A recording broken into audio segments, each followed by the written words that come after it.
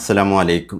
പ്രിയപ്പെട്ടവരെ, പുണ്യങ്ങളേറെയുള്ള വിശുദ്ധ ദുൽഹിജ്ജ മാസത്തിലേക്ക് നാം പ്രവേശിക്കുമ്പോൾ ഇതുമായി ബന്ധപ്പെട്ട് വളരെ പ്രധാനപ്പെട്ട കുറേ കാര്യങ്ങളാണ് ഇന്നത്തെ വീഡിയോയിലൂടെ സംസാരിക്കാൻ ആഗ്രഹിക്കുന്നത്.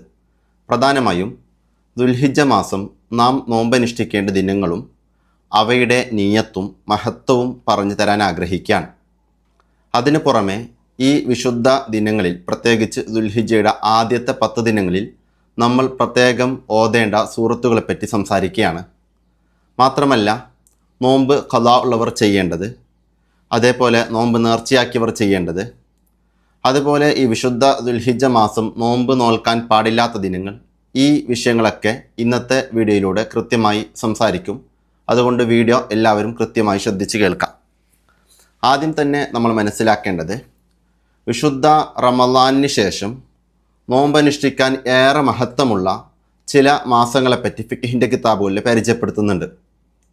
അതിൽ റമളാനിന് ശേഷം ഏറെ മഹത്വമുള്ള മാസമാണ് മുഹറം മാസം. അത് കഴിഞ്ഞാൽ റജബ് മാസം, അതുപോലെ ദുൽഹിജ്ജ മാസം. ദുൽഹിജ്ജ മാസം മൊത്തത്തിൽ നോമ്പനുഷ്ഠിക്കാൻ ഏറെ ശ്രേഷ്ഠതയുള്ള ഒരു മാസമാണ്. ഇനി അതുമാത്രമല്ല, ചില ദിനങ്ങളിൽ നോമ്പനുഷ്ഠിക്കുക എന്നുള്ളത് ഏറെ ശ്രേഷ്ഠമുള്ള കാര്യമായിട്ട് വരും, ശക്തമായ സുന്നത്തായിട്ട് വരും. അങ്ങനെ വരുമ്പോൾ അറഫാ ദിനം നോമ്പനുഷ്ഠിക്കുക എന്നുള്ളത് ശക്തമായ സുന്നത്താണ്. അറഫാ ദിനം എന്ന് പറയുന്നത് ദുൽഹിജ്ജ 9 അപ്പോൾ നമ്മുടെ നാട്ടിൽ ദുൽഹിജ്ജ 9 ഒരു ദിനവും സൗദി അറേബ്യയിൽ മറ്റൊരു ദിനവും കടന്നു വന്നാൽ എപ്പോഴാണ് നമ്മൾ അറഫ നോമ്പനുഷ്ഠിക്കേണ്ടത് എന്ന് പലർക്കും സംശയങ്ങളുണ്ടാകാം. അത് നമ്മുടെ നാട്ടിൽ എന്നാണോ ദുൽഹിജ്ജ 9 അന്നാണ് നമ്മൾ അറഫ നോമ്പനുഷ്ഠിക്കേണ്ടത്. ഈ ഒരു വിഷയം ചിലർ അംഗീകരിക്കില്ല. എന്നാൽ ഇതിൻ്റെ വ്യക്തമായ കാരണങ്ങൾ, ഇസ്ലാമികമായ വശങ്ങൾ, അതേപോലെ തന്നെ നമ്മുടെ സമയ ക്രമീകരണങ്ങളുമായി ബന്ധപ്പെട്ടുകൊണ്ട് അക്ഷാംശവും രേഖാംശമൊക്കെ വിശദീകരിച്ചുകൊണ്ടുള്ള അവതരണം വരും ദിവസങ്ങളിലായി ഇതേ ചാനലിൽ ഞാൻ അപ്ലോഡ് ചെയ്യും. അപ്പോൾ അത് കുറേ കൂടി മനസ്സിലാക്കാനും വ്യക്തമായി നിങ്ങൾക്ക് കാര്യങ്ങൾ ബോധ്യമാകാനുമൊക്കെ കാരണമായിട്ട് മാറും. എന്നിരുന്നാലും നമ്മൾ മനസ്സിലാക്കേണ്ടത്, ഒന്നാമത്തത് വളരെ ശ്രേഷ്ഠതയുള്ള ഒരു ദിനമാണ് അറഫാ ദിനം നോമ്പനുഷ്ഠിക്കാൻ. അത് ദുൽഹിജ്ജ 9. ഇനി അറഫാ ദിനത്തിന് മുമ്പുള്ള 8 ദിനങ്ങൾ, അപ്പോൾ ദുൽഹിജ്ജ 1 മുതൽ 8 വരെയുള്ള ദിനങ്ങളും അതും നോമ്പ് നോൽക്കാൻ ഏറെ ശ്രേഷ്ഠതയുള്ള ദിനങ്ങളാണ്. മൊത്തത്തിൽ പറയുകയാണെങ്കിൽ ദുൽഹിജ്ജ 1 മുതൽ 9 വരെ നോമ്പനുഷ്ഠിക്കുക എന്നുള്ളത് ഏറെ ശ്രേഷ്ഠമുള്ള ദിവസങ്ങളാണ്. അപ്പോൾ ഒരാൾ അറഫാ ദിനത്തിന് നോമ്പനുഷ്ഠിക്കുകയാണെങ്കിൽ കഴിഞ്ഞു പോയതും വരാനിരിക്കുന്നതുമായ വർഷങ്ങളിലെ ദോഷങ്ങൾ പൊറുക്കപ്പെടാനൊക്കെ കാരണമാകും. അത് അറഫ നോമ്പുമായി ബന്ധപ്പെട്ട് പ്രത്യേകം വീഡിയോകൾ ചെയ്യുമ്പോൾ അതിൻ്റെ കൂടുതൽ എക്സ്പ്ലനേഷന് ഞാൻ അവിടെ പറഞ്ഞു തരാം. നമ്മൾ കൃത്യമായി മനസ്സിലാക്കേണ്ട ഒരു വിഷയം, അറഫ ദിനം ഒരാൾ നോമ്പനുഷ്ഠിക്കുകയാണെങ്കിൽ നാളത്തെ അറഫയുടെ സുന്നത്ത് നോമ്പ് അല്ലാഹു തആലക്ക് വേണ്ടി നോറ്റിയിടുവാൻ ഞാൻ കരുതി എന്ന രൂപത്തിൽ നിയത്ത് കരുതിയിട്ട് നോമ്പനുഷ്ഠിക്കാം. ഇനി ദുൽഹിജ്ജ ആദ്യം മുതൽ തന്നെ നോമ്പനുഷ്ഠിക്കുന്ന ഒരാളാണെങ്കിൽ ദുൽഹിജ്ജയുടെ നാളത്തെ സുന്നത്ത് നോമ്പ് അല്ലാഹു തആലക്ക് വേണ്ടി നോറ്റിയിടുവാൻ ഞാൻ കരുതി എന്ന രൂപത്തിൽ നിയത്ത് വെച്ചിട്ട് ഓരോ ദിനങ്ങളും അവനക്ക് നോമ്പനുഷ്ഠിക്കാവുന്നതാണ്. ഇനി നമ്മൾ മനസ്സിലാക്കേണ്ട ഒരു വിഷയം, ദുൽഹിജ്ജ 10 ബലിപെരുന്നാൾ ദിനമാണ്. അന്നത്തെ ദിനം നോമ്പ് നോൽക്കാൻ പാടില്ല. അതേപോലെ ദുൽഹിജ്ജ 10-ന് ശേഷമുള്ള 3 ദിനങ്ങൾ, ദുൽഹിജ്ജ 11, 12, 13, ഇത് അയ്യാമ തശ്രീഖിൻ്റെ ദിനങ്ങളാണ്. ഈ ദിനങ്ങളും നോമ്പനുഷ്ഠിക്കാൻ പാടില്ല. അപ്പോൾ ഒരു വർഷത്തിൽ ജനറലി പറയുകയാണെങ്കിൽ 5 ദിനങ്ങൾ നോമ്പ് നോൽക്കൽ ഹറാമാണ്. അത് 1, 2 പെരുന്നാൾ ദിനം, ചെറിയ പെരുന്നാൾ ദിനവും ബലി പെരുന്നാൾ ദിനവും. അടുത്ത 3 ദിവസങ്ങൾ അയ്യാമ തശ്രീഖിൻ്റെ 3 ദിനങ്ങളാണ്. അതായത് ബലി പെരുന്നാളിന് ശേഷമുള്ള 3 ദിനങ്ങൾ. അപ്പോൾ ദുൽഹിജ്ജ 1 മുതൽ 9 വരെ നോമ്പ് നോൽക്കുക ഏറെ മഹത്വമുള്ള കാര്യമാണ്. ദുൽഹിജ്ജ 10, 11, 12, 13 ഈ 4 ദിനങ്ങൾ നോമ്പ് നോൽക്കാൻ പാടില്ല, ഹറാമാണ്. ആ വിഷയം നമ്മൾ മനസ്സിലാക്കാം. ഇനി നമ്മൾ മനസ്സിലാക്കേണ്ട ഒരു കാര്യം, അയ്യാമുൽ ബീദിൻ്റെ ദിനങ്ങളുണ്ട്. അയ്യാമുൽ ബീദ് എന്ന് വെച്ചാൽ മൊത്തത്തിൽ അറബി മാസം 13, 14, 15 ഈ 3 ദിനങ്ങൾക്കാണ് അയ്യാമുൽ ബീദിൻ്റെ ദിനങ്ങൾ എന്ന് പറയാം. അയ്യാമുൽ ബീദിൻ്റെ ദിനങ്ങൾ നോമ്പ് നോക്കാൻ ഏറെ ശ്രേഷ്ഠതയുള്ള ദിവസങ്ങളാണ്. എന്നാൽ ദുൽഹിജ്ജ മാസത്തിൽ ദുൽഹിജ്ജ 13-ന് നോമ്പ് നോൽക്കാൻ പാടില്ല. അതേസമയം ദുൽഹിജ്ജ 14-നും 15-നും അയ്യാമുൽ ബീദിൻ്റെ സുന്നത്ത് നോമ്പ് നമുക്ക് അനുഷ്ഠിക്കാം. അപ്പോൾ നാളത്തെ അയ്യാമുൽ ബീദിൻ്റെ സുന്നത്ത് നോമ്പ് അല്ലാഹു തആലക്ക് വേണ്ടി നോറ്റിയിടുവാൻ ഞാൻ കരുതി എന്ന രൂപത്തിൽ നിയത്ത് കരുതിയിട്ട് നോമ്പ് അനുഷ്ഠിക്കാവുന്നതാണ്. ഇനി നമ്മൾ മനസ്സിലാക്കുക, ചില പണ്ഡിതന്മാർ അഭിപ്രായപ്പെട്ടു ദുൽഹിജ്ജ 16-ന് നോമ്പനുഷ്ഠിക്കുക എന്നുള്ളത് ഏറെ ശ്രേഷ്ഠതയുണ്ട് എന്നുള്ളത്. അപ്പോൾ ദുൽഹിജ്ജ 13-ന് നോമ്പനുഷ്ഠിക്കാൻ പാടില്ല. അതേസമയം ദുൽഹിജ്ജ 14-നും 15-നും അയ്യാമുൽ ബീദിൻ്റെ നോമ്പനുഷ്ഠിക്കാം. അതേപോലെ ദുൽഹിജ്ജ 16-ന് കൂടി നോമ്പനുഷ്ഠിക്കുക എന്നുള്ളത് പ്രത്യേകം സുന്നത്തുള്ള കാര്യമാണ്.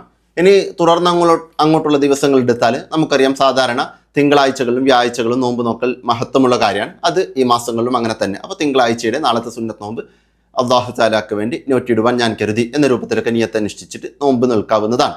ഇനി അയ്യാമ സൂദിൻ്റെ ദിനങ്ങൾ നോമ്പ് നോക്കാൻ ഏറെ ശ്രേഷ്ഠതയുള്ള ദിവസങ്ങളാണ്. അതായത് അറബി മാസം 28ഉം 29ഉം, ഇനി 30 ഉണ്ടെങ്കിൽ 30ഉം, ഈ 3 ദിനങ്ങൾക്കാണ് അയ്യാമ സൂദിൻ്റെ ദിനങ്ങൾ എന്ന് പറയാം. അപ്പോൾ അയ്യാമുൽ ബീദ് എന്ന് വെച്ചാൽ വെളുത്ത വാവിൻ്റെ ദിനങ്ങൾ, അയ്യാമ സൂദ് എന്ന് വെച്ചാൽ കറുത്ത വാവിൻ്റെ ദിനങ്ങൾ. അപ്പോൾ അയ്യാമ സൂദിൻ്റെ ദിനങ്ങൾ ഒരാൾ നോമ്പ് അനുഷ്ഠിക്കുകയാണെങ്കിൽ നാളത്തെ അയ്യാമ സൂദിൻ്റെ സുന്നത്ത് നോമ്പ് അള്ളാഹു താലാക്ക് വേണ്ടി നോറ്റിയിടുവാൻ ഞാൻ കരുതി എന്ന രൂപത്തിൽ നിയ്യത്ത് കരുതിയിട്ട് അവനക്ക് നോമ്പ് അനുഷ്ഠിക്കാവുന്നതാണ്. ആവശ്യം മനസ്സിലാക്കാം. ഇനി നമ്മൾ മനസ്സിലാക്കേണ്ടത് ഈ സുന്നത്തായ നോമ്പുകളുടെ നിയ്യത്ത് രാത്രിയിൽ തന്നെ സംഭവിക്കണമെന്നില്ല. ഒരാൾക്ക് നിയ്യത്ത് രാത്രി കരുതാൻ വിട്ടുപോയിട്ടുണ്ടെങ്കിൽ നമ്മുടെ ഷാഫി മദ്ഹബ് പ്രകാരം തന്നെ സുന്നത്തായ നോമ്പുകളുടെ നിയ്യത്ത് പകലിൽ സംഭവിച്ചാലും മതി. പകലിൽ എന്ന് പറയുമ്പോൾ ഉച്ചയ്ക്ക് മുമ്പ് സംഭവിക്കണം. ആവശ്യം പ്രത്യേകം ശ്രദ്ധിക്കണം. അങ്ങനെ ആകുമ്പോൾ സുബഹിക്ക് ശേഷം നോമ്പ് മുറിയുന്ന കാര്യങ്ങളെ തൊട്ട് സൂക്ഷിച്ചിരിക്കണം. എന്നാൽ ഒരാൾ രാവിലെ നിയ്യത്ത് കരുതുകയാണ്, ഇന്നത്തെ തിങ്കളാഴ്ചയുടെ സുന്നത്ത് നോമ്പ് അള്ളാഹു താലാക്ക് വേണ്ടി നോറ്റിയിടുവാൻ ഞാൻ കരുതി എന്ന രൂപത്തിൽ നിയ്യത്ത് വെച്ചിട്ട് അവനക്ക് നോമ്പ് അനുഷ്ഠിക്കാവുന്നതാണ്. ആവശ്യം മനസ്സിലാക്കാം. ഇനി നമ്മൾ നോമ്പ് ഖളാ ഉള്ളവർ എന്ത് ചെയ്യണമെന്നുള്ള വിഷയമാണ് പറഞ്ഞു തരുന്നത്. കൃത്യമായി ശ്രദ്ധിക്കുക. അതായത് നോമ്പ് ഖളാ ഉള്ളവരാണെങ്കിൽ തീർച്ചയായിട്ടും ആ നോമ്പ് ഖളാ വീട്ടി തീർക്കാനുള്ള ശ്രമമാണ് നടത്തേണ്ടത്. അങ്ങനെ വരുമ്പോൾ ഒരാൾ ഒരു ദിനം നോമ്പ് ഖളാ വീട്ടുകയാണ്, ആ ദിവസം ഒരു സുന്നത്തായ നോമ്പിനു കൂടി അവൻ കരുതുകയാണ് എങ്കിൽ അവനക്ക് രണ്ടും ലഭിക്കും എന്നുള്ളതാണ്. അപ്പോൾ മനസ്സിലാക്കുക, ഒരാൾ അറഫ ദിനം നോമ്പ് അനുഷ്ഠിക്കുന്നുണ്ട്, അവനക്ക് നോമ്പ് ഖളാ ഉണ്ട്. അപ്പോൾ അവന് നിയ്യത്ത് കരുതാം, റമദാൻ മാസം ഖളാ ആയ ഫറലാക്കപ്പെട്ട നോമ്പ് നാളത്തെ അറഫയുടെ സുന്നത്ത് നോമ്പോടെ കൂടെ അള്ളാഹു താലാക്ക് വേണ്ടി നോറ്റിയിടുവാൻ ഞാൻ കരുതി എന്ന രൂപത്തിൽ നിയ്യത്ത് വെച്ചിട്ട് അവനക്ക് നോമ്പ് അനുഷ്ഠിക്കാവുന്നതാണ്. ഫറലായ നോമ്പുകളുടെ നിയ്യത്താകുമ്പോൾ രാത്രിയിൽ തന്നെ സംഭവിക്കണം. രാത്രിയിൽ എന്ന് വെച്ചാൽ സുബഹിക്ക് മുമ്പ് സംഭവിക്കണം. അപ്പോൾ സുബഹി ബാങ്കിന് ഒരൽപ്പം മുമ്പാണ് ഒരാൾ നിയ്യത്ത് കരുതുന്നതെങ്കിലും ആ നിയ്യത്തിൽ നാളെ എന്ന് തന്നെയാണ് അവൻ കരുതേണ്ടത്. ആവശ്യം കൂടി പ്രത്യേകം ശ്രദ്ധിക്കാം. ഇനി നമ്മൾ മനസ്സിലാക്കേണ്ട വളരെ പ്രധാനപ്പെട്ട ഒരു വിഷയമാണ്, ഈ ദുൽഹിജ്ജ ആദ്യത്തെ 10 ദിനങ്ങൾ ഏറെ ശ്രേഷ്ഠതയുള്ള ദിവസങ്ങളാണ്. നമ്മൾ ഒരുപാട് ദുആ ചെയ്യാനും ഇസ്തിഗ്ഫാർ ചൊല്ലാനും സലാത്ത് ചൊല്ലാനും അതേപോലെ തന്നെ ഒരുപാട് നല്ല പ്രവർത്തനങ്ങൾക്ക് വേണ്ടി നമ്മൾ ഉപയോഗപ്പെടുത്തണം. കൂട്ടത്തിൽ ഖുർആൻ ഓതാൻ പറ്റുന്നവരാണെങ്കിലൊക്കെ എല്ലാ ആളുകളും ഖുർആൻ ഓതാൻ പറ്റുന്ന എല്ലാവരും സൂറത്തുൽ ഫജ്ർ നമ്മൾ പാരായണം ചെയ്യുക. സൂറത്തുൽ ഫജ്ർ വലിയ മഹത്വമുണ്ട്, അതിനൊരുപാട് മഹത്വങ്ങളുണ്ട്. ഈ ആദ്യത്തെ 10 ദിനങ്ങളിൽ നമ്മൾ അനുഷ്ഠിക്കുകയാണെങ്കിൽ, അപ്പോൾ ആദ്യത്തെ 10 ദിനങ്ങൾ പ്രത്യേകിച്ച് നമ്മൾ ദുൽഹിജ്ജയുടെ ആദ്യത്തെ ആ 10 രാവുകളിൽ ഒരു സൂറത്തുൽ ഫജ്റെങ്കിലും എല്ലാ രാവിലും നമ്മൾ ഓതാം. ആദ്യത്തെ 10 ദിവസങ്ങൾ പ്രത്യേകം. അത് ചെറിയ സൂറത്താണ്, എല്ലാവർക്കും ഓതാൻ പറ്റും, അതെല്ലാവരും ഓതാം. തീർച്ചയായിട്ടും അതിന് വലിയ മഹത്വമുണ്ട്. ഇനി നമ്മൾ മനസ്സിലാക്കേണ്ട ഒരു വിഷയം എന്ന് വെച്ചാൽ, ഈ ദുൽഹിജ്ജ മാസത്തിലേക്ക് നമ്മൾ പ്രവേശിച്ചാൽ മൊത്തത്തിൽ പുണ്യങ്ങൾ ഏറെയുള്ള ഒരു മാസത്തിലേക്ക്, ഒരു ഭാഗത്ത് വിശുദ്ധമായ മക്കയിൽ ഒരുപാട് ഹാജിമാർ സംഗമിക്കുന്നുണ്ട്. അതേപോലെ തന്നെ അതിലേക്ക് എത്തിപ്പെടാൻ പറ്റാത്ത ആളുകൾക്കൊക്കെ ഈ ദിനങ്ങൾ നല്ല രൂപത്തിൽ ഇബാദത്തുകളെ കൊണ്ട് ധന്യമാക്കാൻ വേണ്ടി ഉപയോഗപ്പെടുത്താം. അതിനുവേണ്ടിയാണ് നമ്മൾ പ്രത്യേകം ശ്രദ്ധിക്കേണ്ടത്. ഇനി ഉലുഹിയത്തുമായി ബന്ധപ്പെട്ട വിഷയങ്ങൾ ഒരുപാട് സംശയങ്ങൾ ഉണ്ടാവാം. അതേപോലെ തന്നെ പെരുന്നാൾ വരുന്നുണ്ട്, പെരുന്നാൾ നിസ്കാരവുമായി ബന്ധപ്പെട്ട വിഷയങ്ങൾ, അറഫ ദിനവുമായി ബന്ധപ്പെട്ട വിഷയങ്ങൾ, അതേപോലെ തന്നെ ദുൽഹിജ്ജ 8ഉം 9ഉമായി ബന്ധപ്പെട്ട വിഷയങ്ങൾ, അങ്ങനെ തുടങ്ങിയ ഒരുപാട് സംശയങ്ങൾ പല വിഷയങ്ങളുമായി ബന്ധപ്പെട്ട് പല ആളുകൾക്കുണ്ടാകും. ഓരോ വിഷയങ്ങളുമായി ബന്ധപ്പെട്ട് കൃത്യമായ വീഡിയോസ് വരും ദിനങ്ങളിൽ ഉണ്ടാകും.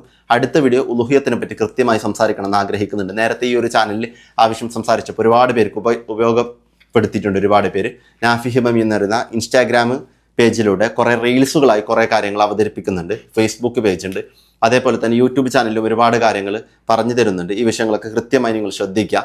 ഇനി ഏറ്റവും ലളിതമായി ഇസ്ലാമിക വിവരങ്ങളൊക്കെ പഠിക്കാൻ വേണ്ടി നാഫി അക്കാഡമി എന്ന് പറയുന്ന പുതിയൊരു എടെക് പ്ലാറ്റ്ഫോം സ്റ്റാർട്ട് ചെയ്തിട്ടുണ്ട്. nafiacademy.com എന്ന് നിങ്ങൾ സെർച്ച് ചെയ്താൽ ഗൂഗിളിലോ ക്രോമിലോ അല്ലെങ്കിൽ നിങ്ങളുടെ മൊബൈൽ ഫോണിലുള്ള ഏതെങ്കിലും ഒരു ബ്രൗസറിൽ സെർച്ച് ചെയ്താൽ നിങ്ങൾക്ക് ലഭ്യമാകും. nafiacademy.com എന്ന് സെർച്ച് ചെയ്താൽ അതിൽ ഹിക്മ എന്ന് പറയുന്ന കോഴ്സിലൂടെ കാര്യങ്ങളൊക്കെ പഠിക്കാൻ പറ്റും. ഇനി നിങ്ങൾക്ക് ഡയറക്റ്റ് സബ്സ്ക്രിപ്ഷൻ എടുക്കാൻ പറ്റുന്നില്ലെങ്കിൽ താഴെ കാണുന്ന വാട്സപ്പ് നമ്പറിൽ നിങ്ങൾ കോൺടാക്ട് ചെയ്താൽ മതി. നിങ്ങൾക്ക് അതിലേക്ക് സബ്സ്ക്രിപ്ഷൻ എടുക്കാം. വളരെ ചുരുങ്ങിയ പേയ്മെൻറ്റ് കൊണ്ട് നിങ്ങൾക്ക് അത്യാവശ്യമുള്ള എല്ലാ കാര്യങ്ങളും പഠിച്ചെടുക്കാൻ പറ്റും. ഒരുപാട് പേര് ജോയിൻ ചെയ്തിട്ടുണ്ട്. ജോയിൻ ചെയ്ത ആളുകൾക്ക് നല്ല സാറ്റിസ്ഫൈഡ് ആണ്. ഏതായാലും ദുആയിലൊക്കെ നിങ്ങൾ പ്രത്യേകം ഉൾപ്പെടുത്തുക. ഈ വിനീതനക്ക് വേണ്ടി പ്രത്യേകം ദുആ ചെയ്യുക. നിങ്ങൾക്ക് വേണ്ടി ഞാനും ദുആ ചെയ്യും. അല്ലാഹു സുബ്ഹാനഹു വ തആല നമ്മെല്ലാവരെയും ഇരുലോകത്തും വിജയിച്ചവരുടെ കൂട്ടത്തിൽ ഉൾപ്പെടുത്തി അനുഗ്രഹിക്കട്ടെ. ആമീൻ എന്ന് ദുആ ചെയ്തുകൊണ്ട് നിങ്ങളോടൊക്കെ ദുആ ചെയ്തുകൊണ്ട് അവസാനിപ്പിക്കുന്നു. അസ്സലാമു അലൈക്കും.